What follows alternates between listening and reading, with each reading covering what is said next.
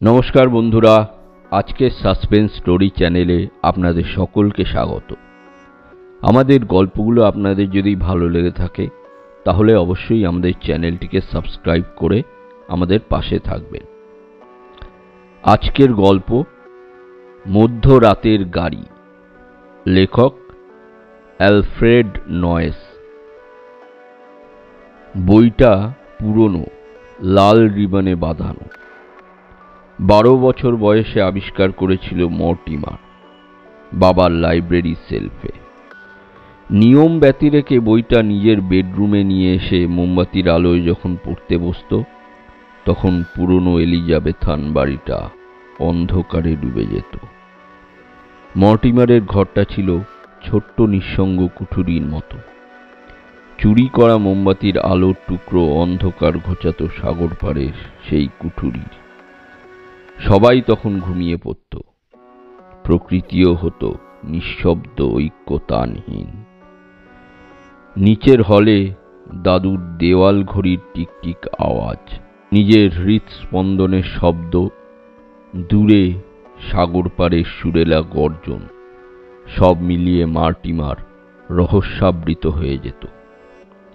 যখন পড়ত, মোমবাতির ওপাশে দেওয়ালে অন্ধ মাকড়সার মৃদু শান্তপতন শব্দ ও শুনত বন্য এক জীবের মতো অসহায় হয়ে।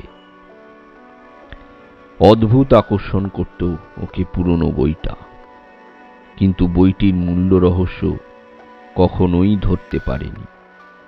বইটার নাম মধ্যরাতের গাড়ি, দ্য মিডনাইট এক্সপ্রেস।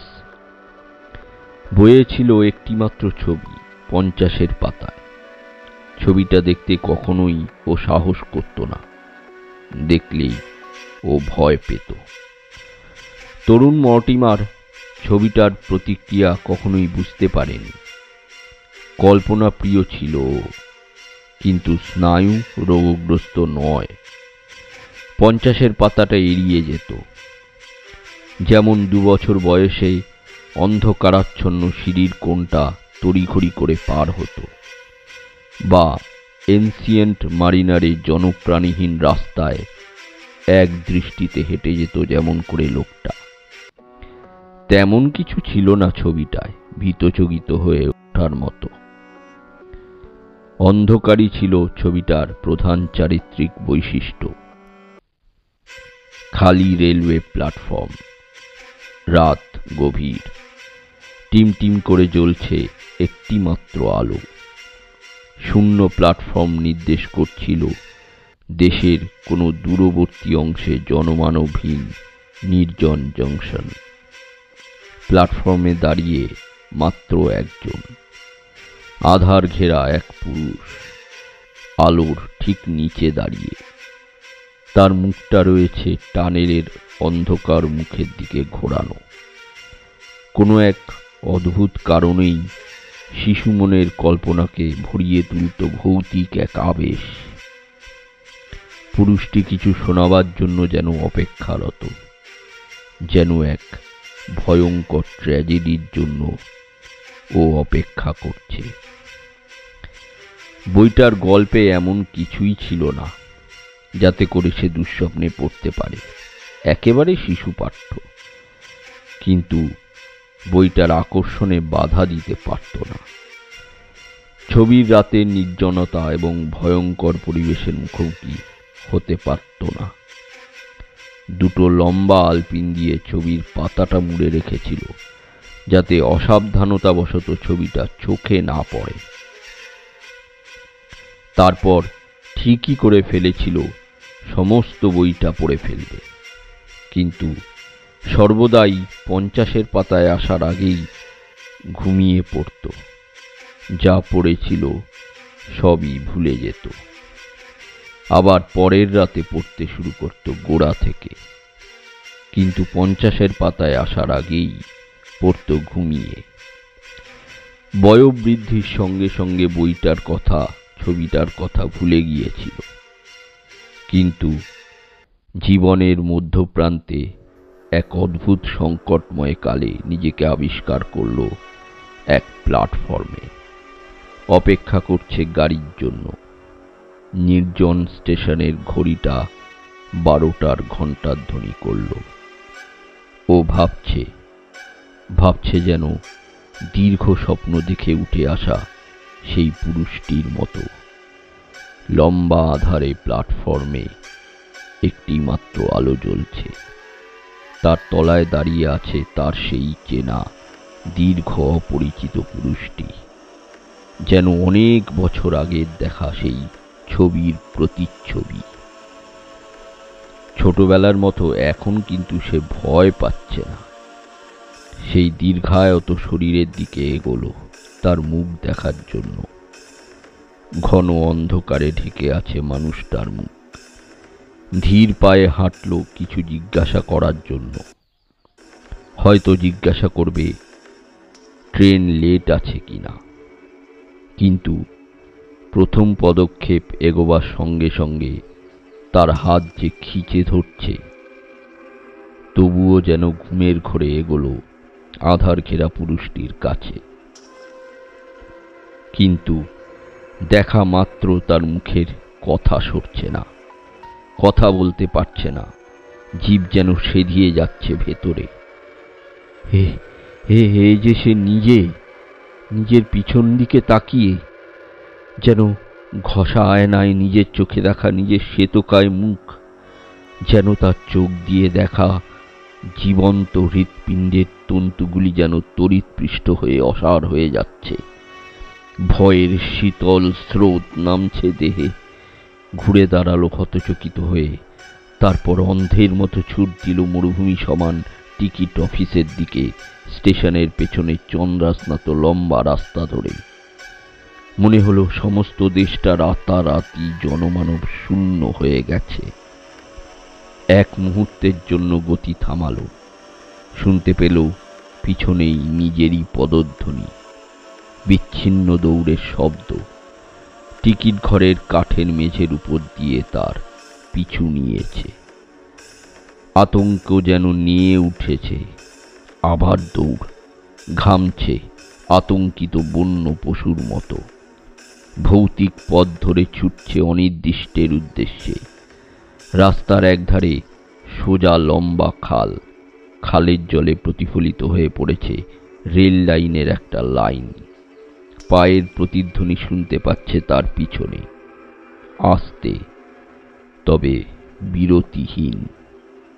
প্রায় 1/4 মাইল দূরে দেখতে পেল ছোট্ট একটা সাদা কুটির, দুটি জানলা, একটি দরজা কুটিরের।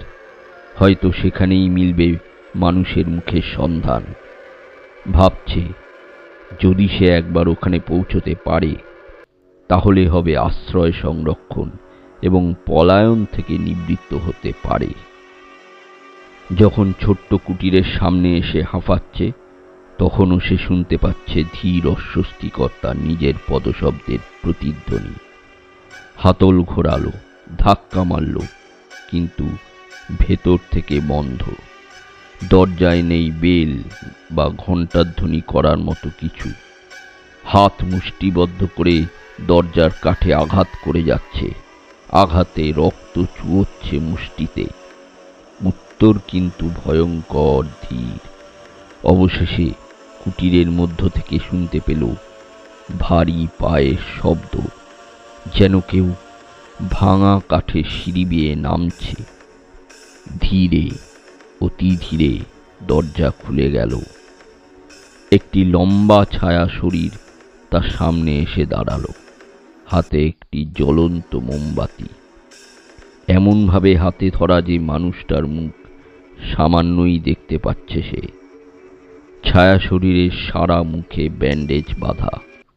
বোবা আতঙ্কে মর্টিমার দিশেহারা। দুজনের মধ্যে কোনো কথাবার্তা হলো না।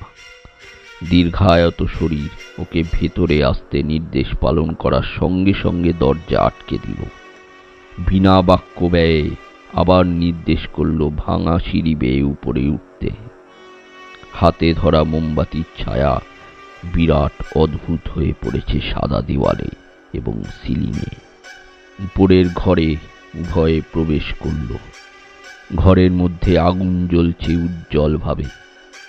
একপাশে একটি আর্ম চেয়ার এবং ওক কাঠের ছোট্ট টেবিল, তার উপর পড়ে রয়েছে পুরনো একটি বাঁধানো বই, গাঢ় লাল বা ক্রমে বাঁধানো। মনে হচ্ছে আমন্ত্রিত ব্যক্তির বসার জন্য সে অপেক্ষা করছে, এবং সমস্ত জিনিসই যেন এর জন্যেই তৈরি করা হয়েছে। দীর্ঘায়ত শরীর আর্ম চেয়ারে বসতে নির্দেশ করল। টেবিলের ওপর বইয়ের পাশে মোমবাতিটা। আগুনের আলো ছাড়া আর কোনো আলো নেই ঘরে। কোনো কথা না বলে ঘরের দরজা বন্ধ করে দিল। মোমবাতির দিকে তাকিয়ে মর্টিমার। সবই যেন সুপরিচিত। পোড়া মোমের গন্ধে ওকে নিয়ে যাচ্ছে পুরনো এলিজাবেথান ছোট্ট কুঠুরিতে। কম্পিত হাতে তুলে নিল বইটা। যদিও বইটার গল্প ভুলে গেছে, তবু অবিলম্বে বুঝতে পারল সেই বইটার কথা। টাইটেলে কালির আঁচড়টা দেখে চিনতে পারল। 50-এর পাতায় এলো, যে পাতাটা শিশু বয়সে পিন দিয়ে এঁটে রেখেছিল। এখনো আছে পিনগুলো তেমনি। আঙুল দিয়ে স্পর্শ করল পিন। অনেক অনেক বছর আগে কচি কচি আঙুলে যেমন শিহরণ অনুভব করত, তেমনি শিহরণ বয়ে গেল ওর মধ্যে। প্রথম পাতায় ফিরে এলো। সংকল্প করল শেষ পর্যন্ত পড়বে আজ, এবং আবিষ্কার করবে কি ছিল এর মধ্যে। শিশু বয়সে সেটা বুঝতে পারেনি, আজ তার গভীরে পরিমাপ করতে পারবে। বইটার নাম মধ্যরাতের গাড়ি, দ্য মিডনাইট এক্সপ্রেস। প্রথম অনুচ্ছেদ পড়ার সঙ্গে সঙ্গে ধীরে ধীরে আতঙ্ক ছড়িয়ে পড়তে লাগলো। গল্পটি হচ্ছে একটা লোকের বহু বছর আগে শিশু বয়সে একটা বই তাকে আকর্ষণ করত। বইটিতে একটি মাত্র ছবি, যেটা তাকে আতঙ্কগ্রস্ত করে তুলত। বড় হওয়ার সঙ্গে সঙ্গে এসব ভুলে গেল। তারপর একদা এক রাতে এক নির্জন প্ল্যাটফর্মে নিজেকে আবিষ্কার করলো ভুলে যাওয়া সেই ছবিটার মতো। নিঃসঙ্গ ব্যক্তির মুখোমুখি হলো টিমটিমে একটি মাত্র আলোর নিচে। বোঝার সঙ্গে সঙ্গে আতঙ্কে পালালো। আশ্রয় নিল দূরবর্তী একটি উপরের ঘরে। এসে সে দেখল ওই বইটা যেন তারই অপেক্ষা করছে। তখনই সে শুরু করলো পড়তে শেষ অবধি, এবং বইখানার নাম মধ্যরাতের গাড়ি, দ্য মিডনাইট এক্সপ্রেস। এবং এই ছিল একটি লোকের গল্প ছেলেবেলায়। আবার শুরু হলো। চিরকাল ধরে, চিরকাল ধরে, চিরকাল। পালাবার পথ নেই। কিন্তু যখন গল্পটা কুটিরের মধ্যে এলো তৃতীয়বারের জন্য, একটি অদ্ভুত সমস্যার আবর্তের মধ্যে তখন ছুটতে লাগলো মর্টিমার। অতি ভয়ঙ্কর আতঙ্ক ঘন, যেহেতু পালাবার কোনো পথ নেই। চেষ্টা করছে এই অদ্ভুত পরিবেশের ভৌতিক চক্রটা সহজ করে বোঝবার। নতুন কিছুই ছিল না ওই কাহিনীতে। গল্পটা তার পলায়নের রাস্তা নির্দেশ করছে। আমন্ত্রণকারী যে তাকে আশ্রয় দিয়েছিল, উচ্চতায় তারই সমান প্রায়, মনে হয় মর্টিমার স্বয়ং। কিন্তু তার মুখটা লুকোনো কেন? নিজেকে নিজে যখন প্রশ্নটা করল, ঠিক সেই মুহূর্তে শুনতে পেল বন্ধ দরজায় তালা লাগাবার শব্দ। রহস্যময় নিমন্ত্রণকারী প্রবেশ করল। এগিয়ে আসছে ওর পিছন দিক থেকে। সাদা দেওয়ালে মানুষের চেয়ে দীর্ঘকায় রহস্যময় ছায়া সৃষ্টি করে। আগন্তুক অপর প্রান্তে ওর মুখোমুখি বসল। এক ভয়ঙ্কর হিমেল আতঙ্ক ছড়িয়ে পড়ল। মেয়েরা যেমন মুখ থেকে ওড়না সরায়, তেমনি রহস্যময় আমন্ত্রণকারী তার হাত ওঠালো মুখ থেকে ব্যান্ডেজের কাপড় খোলার জন্য। মর্টিমার জানতো কে হতে পারে, কিন্তু ও মৃত না জীবন্ত। একটি মাত্র রাস্তা ছাড়া বেরোবার কোনো পথ নেই। মর্টিমার দ্রুত বেগে এগিয়ে গিয়ে বলপূর্বক তালা খুলতে লাগলো। মর্টিমারের গলাও যেন এক বন্য শক্তিকে টিপে ধরেছে। উভয়ের আর্তক্রন্দনের প্রতিধ্বনি অসহ্য হয়ে ছড়িয়ে পড়ে মুহূর্তে। শেষ আর্তধ্বনি গুড়িয়ে গেল তখন ঘরের স্তব্ধতা এত গভীর হয়ে উঠল, যেটা আপনি শুনেছিলেন সেই ৩৮ বছর আগে বৃদ্ধ দাদুর দেওয়াল ঘড়ির টিকটিক শব্দ, সাগর পাড়ে দীর্ঘ সুরেলা গর্জন। কিন্তু মর্টিমার পালিয়ে এসেছিল অবশেষে। শেষে হয়তো সে মধ্যরাতের গাড়িটা ধরতে পেরেছিল। বইটা ছিল অতি পুরনো, লাল রিবনে বাঁধানো। এতক্ষণ আপনারা শুনছিলেন অ্যালফ্রেড নয়েজের লেখা গল্প মধ্যরাতের গাড়ি। ভিডিওটা বা গল্পটা যদি ভালো লেগে থাকে তাহলে অবশ্যই লাইক, শেয়ার, কমেন্ট করে দেবেন। ধন্যবাদ।